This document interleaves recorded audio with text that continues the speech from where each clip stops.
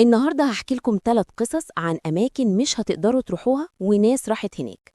المهم، قبل ما نبدأ في القصص دي، لو بتحبوا القصص الغريبة والمخيفة واللي فيها أسرار وبتتحكي على شكل حكايات، يبقى أنتوا في المكان الصح، لأن ده كل اللي بنعمله، وبنرفع فيديو مرة في الأسبوع. يعني لو عجبتكم الفكرة دي ياريت تقولوا زر اللايك إنكم هتودوه مغسلة العربيات، بس قبل ما تدخلوا العربية اتأكدوا إنكم فتحتوا الشبابيك كلها.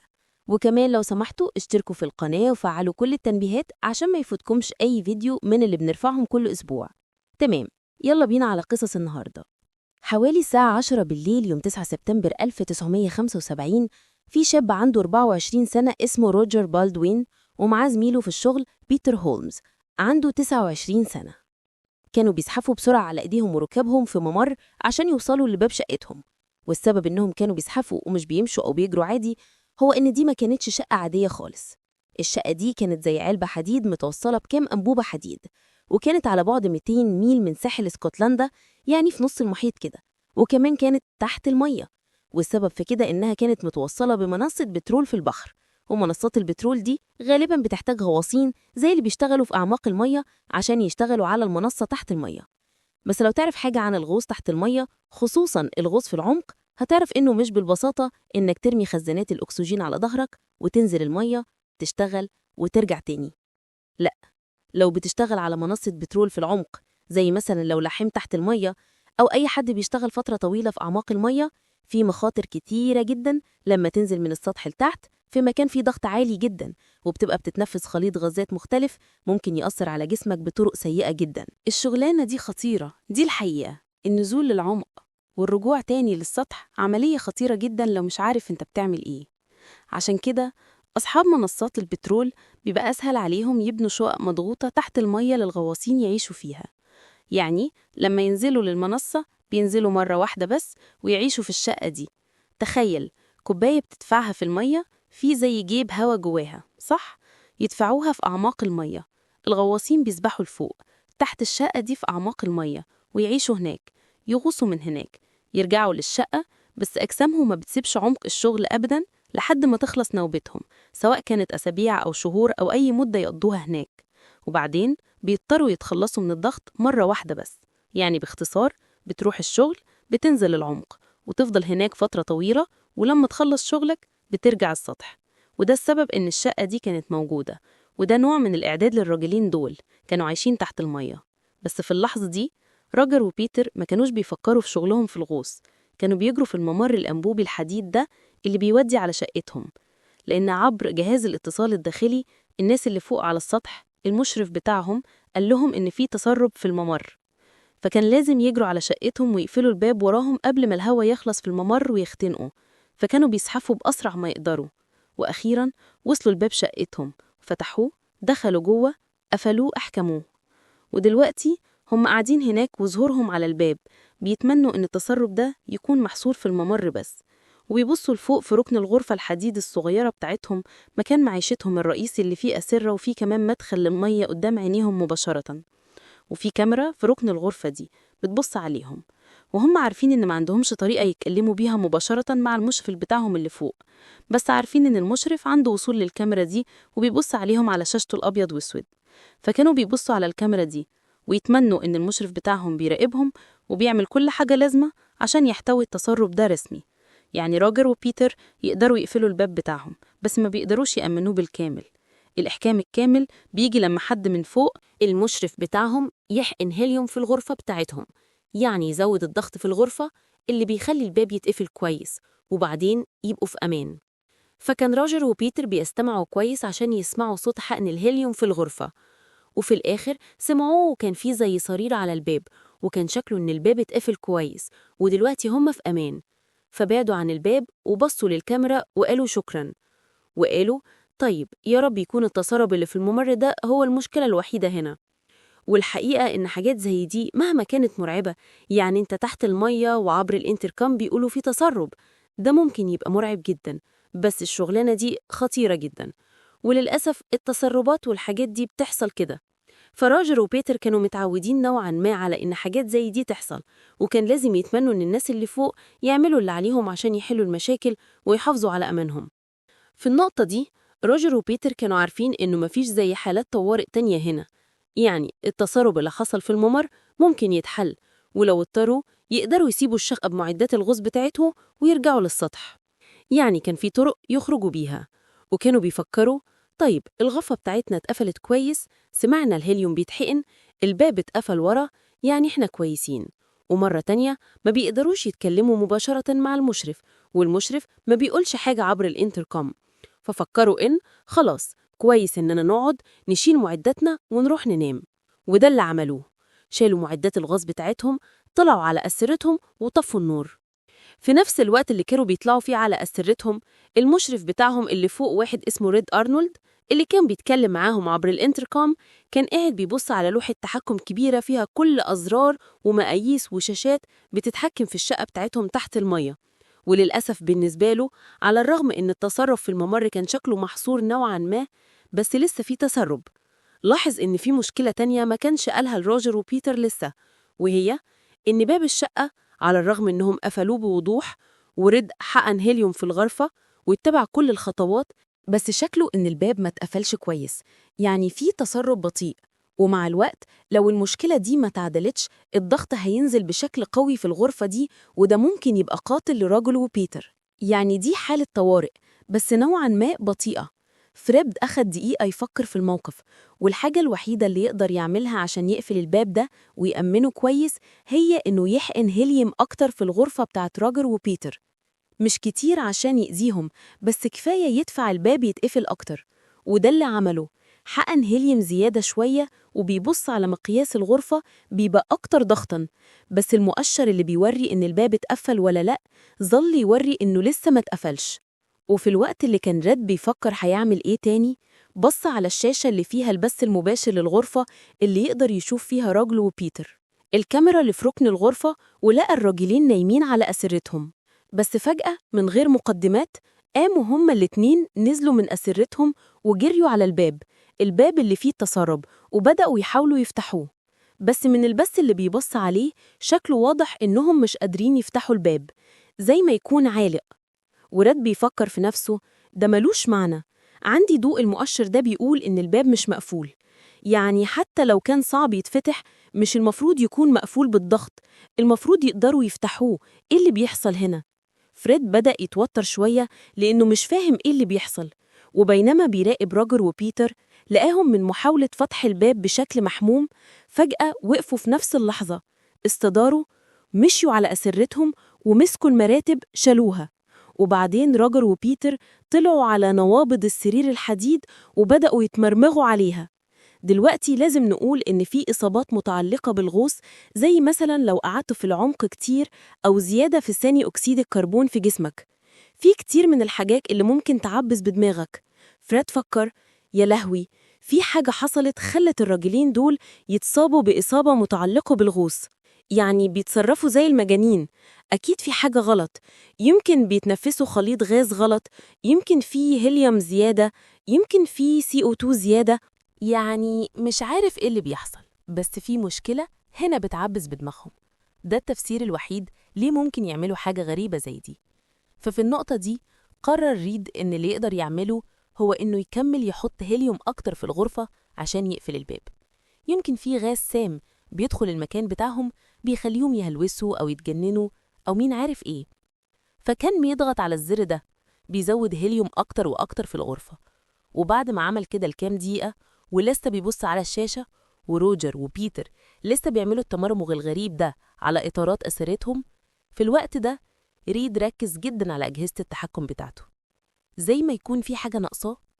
في مؤشر تاني هنا بيوضح إيه اللي بيحصل، وده اللي خلاه يدرك إنه عمل غلطة كبيرة. اتضح إن ريد قرأ لوحة التحكم غلط، فعلا كان في تسرب في الممر، وكان صح إنه قال لبيتر وروجر يجروا على شقتهم. بس لما دخلوا الشقة وقفلوا الباب وريد حقن هيليوم في الغرفة، هو فعلا أقفل الغرفة دي.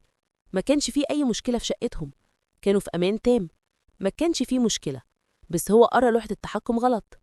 لما شاف المؤشر الزيادة ده فكر إن باب الشقة ما اتقفلش، وإن ده معناه إن فيه تسرب في الشقة.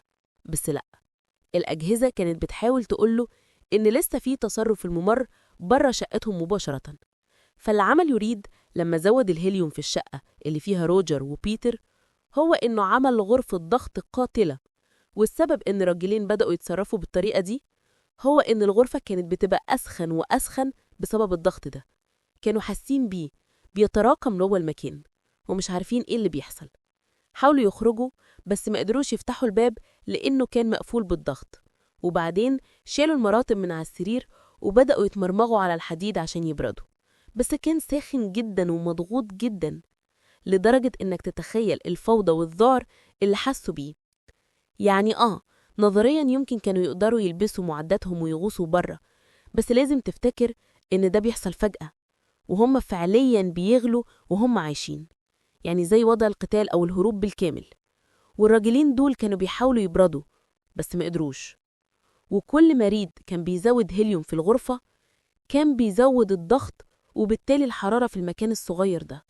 وفي الآخر غلى روجر وبيتر وهم عايشين. في النهاية المشرف ريد ما توجهش له أي تهم جنائية، لأن أولاً كانت غلطة حقيقية، وتاني حاجة الغلطة دي كان ممكن ناس كتير تعملها. كان في مشكلة في لوحة التحكم دي اللي كانت بتوري المشاكل بطريقة مش واضحة، فما كانش ريد مهمل، كان مجرد عيب في لوحة التحكم.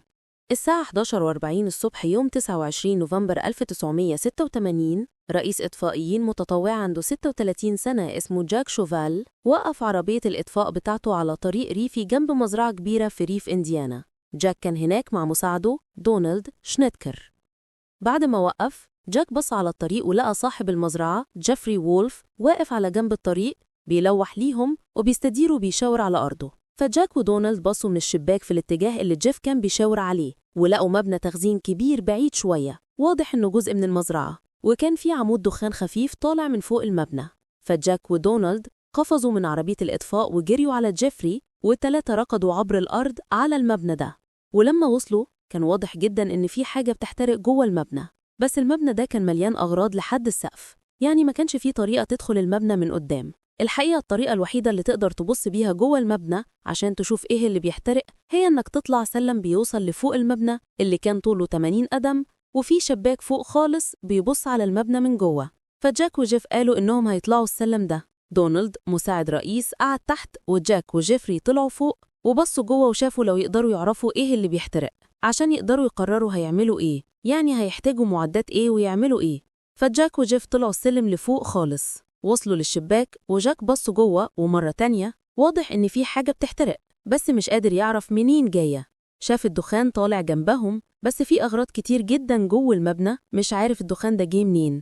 بس جيفري واضح إنه كان حاطط لوح خشب كبير فوق الأغراض كلها جوه المبنى، زي منصة مؤقتة لو عايز تمشي جوه المبنى في المكان الوحيد اللي تقدر تمشي فيه. فاستدار بص لجيفري وقال تقدر تقف على ده. فجاك طلع من الشباك ووقف عليه، كان زي لو بيعمل تزلج، يعني بيوازن نفسه فوق الأغراض دي كلها في أعلى المبنى الضخم ده، وبيبص حواليه. بس دلوقتي جاك عنده نقطة رؤية أحسن، هو زي ما يكون في نص المبنى الكبير ده، وبينما بيبص حواليه عرف مكان الحريق. الحريق ده ما كانش كبير جدا، بس ما كانش عنده طريقة يطفيه من غير ما يسيب المبنى وينزل تحت ويجيب معدات زيادة. فجاك اللي لسه واقف على اللوح الخشبي ده طلع الراديو بتاعه واتصل بدونالد مساعد الرئيس اللي تحت وقال له: يا دونالد، عرفنا مكان الحريق، هننزل نجيب معداتنا ونرجع هنا نطفي الحريق ونبقى كويسين. بس بعد ما جاك حط الراديو في الحزام بتاعه واستدار عشان يرجع يمشي عبر اللوح الخشبي ده للشباك وينزل السلم، قبل ما ينزل من اللوح سمع صوت هدير خفيف جاي من تحت رجليه. في نفس الوقت دونالد اللي تحت على الأرض واللي لسه واخد المكالمة دي من شريكه بيقول: هنسيب دلوقتي ونجيب المعدات ونطفي الحريق.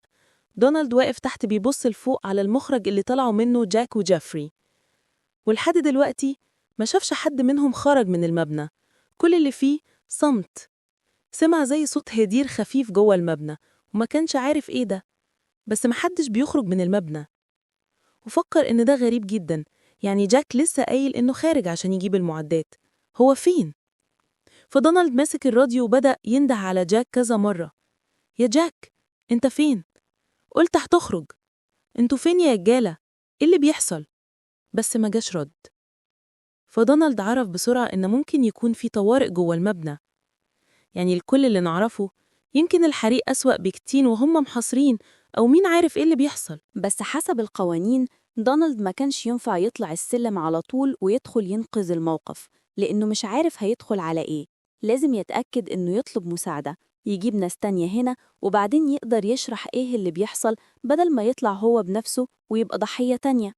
فبدل ما يطلع السلم دونالد بدأ يطلب مساعدة، وبسرعة جدا وصلت مجموعة كبيرة من رجال الإطفاء والشرطة وسيارات الإسعاف. يعني الناس دي كلها نزلت على المزرعة، وبسرعة المستجيبين الأوائل طلعوا السلم، بصوا جوه المبنى وعرفوا إيه اللي حصل. لما جاك طلع من الشباك في أعلى المبنى ووقف فوق اللوح الخشبي اللي جيفري حطه فوق الأغراض كلها في مبنى التخزين، وكان بيوازن نفسه وبيبص حواليه عشان يشوف الحريق فين، في الآخر الهدير اللي تحت رجليه كان الأغراض كلها تحت اللوح بتتحرك، ففقد توازنه وسقط جاك من اللوح في بحر الأغراض جوه المبنى. وجيفري لما شاف ده حصل ما كانش سقط في الأول، بس استدار وحاول يدخل عشان يمسك جاك ويطلعه، بس هو كمان سقط من غير قصد في اللي كان جوه المبنى. واللي كان جوه المبنى ده كان ذرة، كان صومعة حبوب طولها 80 قدم مليانة ذرة لحد السقف. فاللوح الخشبي ده كان مرتكز على سطح الذرة، فلما جاك سقط في الذرة كان زي ما يكون ابتلعه زي الرمل المتحرك. وبعدين جيفري وهو بيحاول ينقذ جاك سقط هو كمان واتبلع بالكامل، واختفوا واتخنقوا. في الآخر استغرق الأمر حوالي 3 ساعات للجرارات عشان تكسر المبنى ده وتدور في الذرة كلها عشان يلاقوا جاك وجيفري. الساعة 2 الفجر يوم 2 ديسمبر 1755 راجل عنده 94 سنة اسمه هنري هول كان بيطلع ببطء على السلم جوه منارة في جزيرة صغيرة قبالة الساحل الجنوبي الغربي لإنجلترا. على الرغم إن هنري كان في التسعينات كان لسه بيشتغل حارس منارة هناك. يعني بالمناسبة دي شغلانة صعبة جدا، خصوصا في أواخر القرن ال18.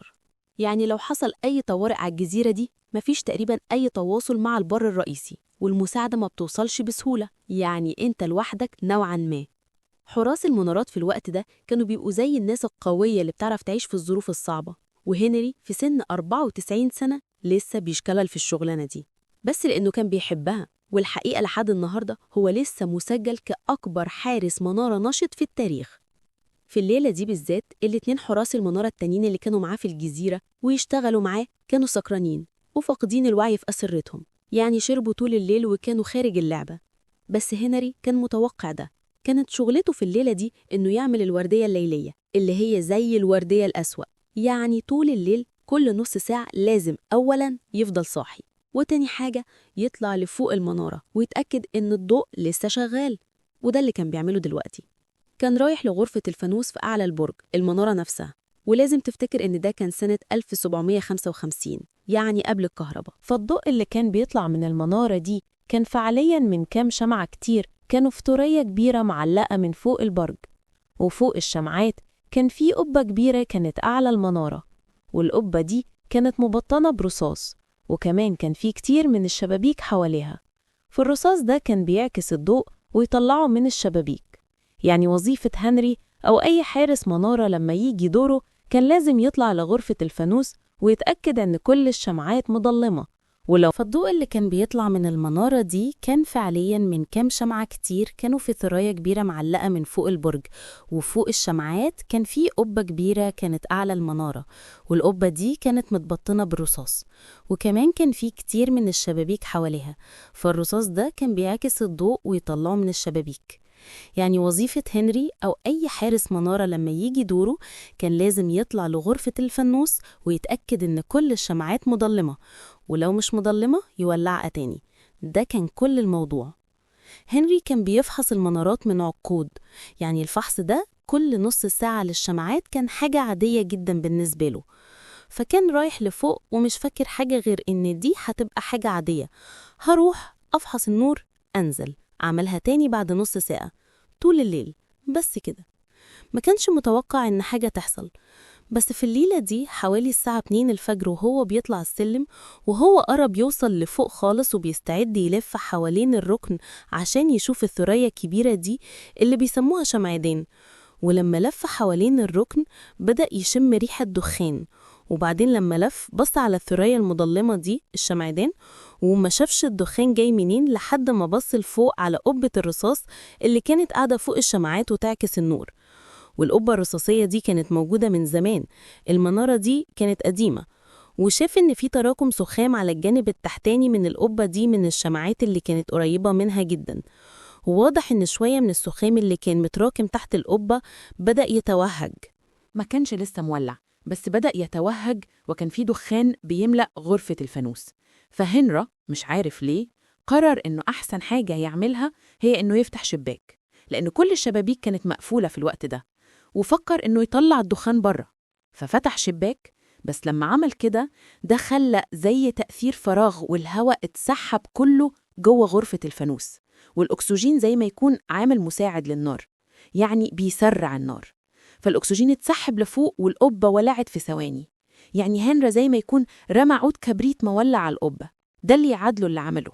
فجأة هنري بقى بيبص على حيطة نار على سطح المنارة، وكمان فوق القبة الرصاصية الهيكل نفسه بتاع المنارة كان من الخشب. فهنري ما كانش عارف يعمل إيه، عارف إن دي طوارئ كبيرة جدا. فبأسرع ما يقدر استدار ونزل السلم على غرفة الأسرة اللي زمايله فيها، اللي كانوا سكرانين وفاقدين الوعي في أسرتهم، وحاول يهزهم عشان يصحيهم ويقول لهم إن عندنا حريق كبير. بس هم كانوا سكرانين جدا ما صحيوش. فهنري كان لوحده، لازم يعمل حاجة. فتخلى عن زمايله وبدأ يرجع يمشي على السلم ناحية الحريق، وبدأ يطلع السلم. بس قبل ما يوصل لغرفة الفانوس قبلها بشوية، يمكن 5 أو 6 أقدام تحت لسه على السلم، كان في بروز زي بلكونة بتبرز بر المنارة. فخرج على البلكونة دي، وهو واقف بره دلوقتي استدار وبص لفوق، وكان السقف قدامه مباشرة وكان مولع. كنز كان قدامه على طول، وفي البلكونة دي كان في كتير من الجراكل اللي كانت موجودة عشان تجمع مية المطر، لأن المطر كان بيجي كتير هنا، فكان في جراكل مية كتير. وقرر هنري إن اللي يقدر يعمله هو إنه يبدأ يرمي المية دي على السقف عشان يطفى الحريق.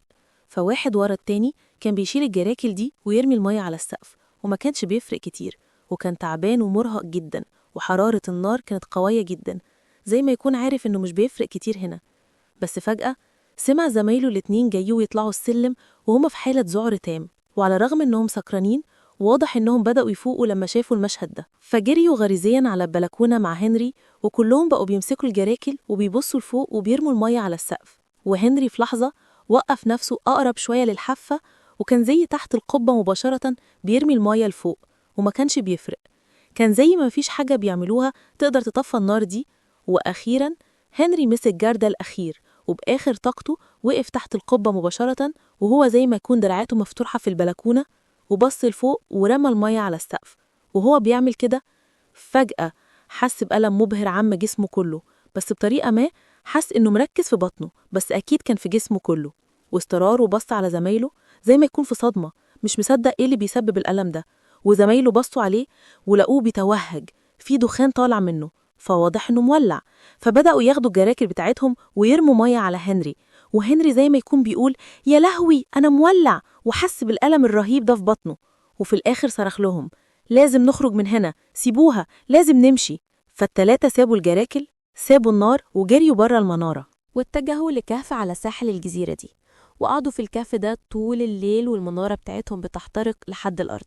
وطول الليل هنري على الرغم ان النار اللي بدأت على هدومه أكيد اتطفت، بس لسه حس بالألم الرهيب ده اللي كان مركز في بطنه. كان زي ألم حارق رهيب، وما كانش قادر يعرف ايه ده. هل من كوني مولع؟ هل ما كنتش عارف أنا كنت مولع قد ايه؟ هل ده نتيجة حرق شديد؟ هل ده استنشاق دخان؟ ما كانش عارف، بس كان مبسوط إنه لسه عايش. وأخيراً الشمس طلعت الصبح اللي جاي، والتلات رجالة دول كانوا متجمعين في الكهف. ولحسن الحظ كان في سفينة في الأفق شافت الخراب المتوهج ده بتاع المنارة، جمعوا الرجالة التلاتة وودوهم رجعوا للبر الرئيسي في إنجلترا. لما وصلوا إنجلترا زمايل هنري الصغيرين اتأكدوا إن هم يساعدوا هنري يوصل بيته. وبعدين لما وصل نادوا على دكتور، لأن هنري لسه كان بيشتكي من الإحساس القوي ده في بطنه، وواضح إن الحريق أثر عليه جدا. فالدكتور جه وعمل فحص لهنري، وشاف إنه عنده حروق كبيرة على جسمه، واضح إنه كان مولع في وقت ما. وبالنسبة لهنري ما كانش مصدق كده، لأن ذكراه عن الليلة كانت بس إنه بيرمي مية على السقف، وكان محبط جدا، ما كانش عارف إن في وقت ما كان مولع.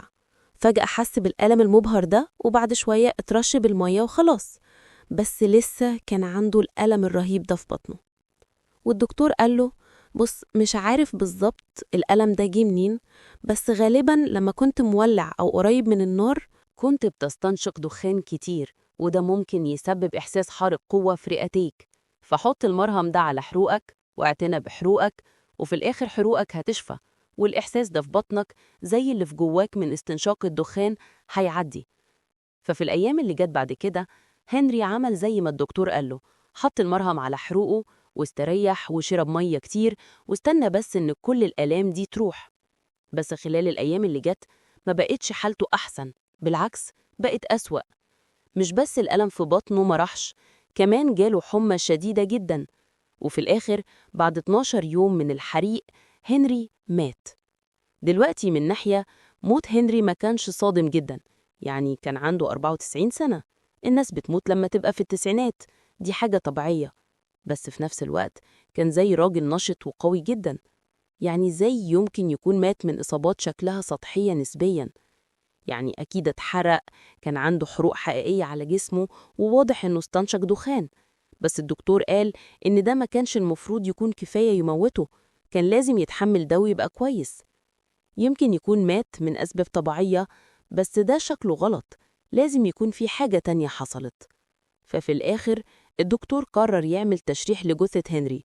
وفي الأول لما بدأ التشريح كل حاجة كانت شكلها سليم، يعني هنري شكله مات عادي وهو 94 سنة، يعني كده كده. لحد ما فتح بطن هنري، لما شاف إيه اللي جوه اتفزع.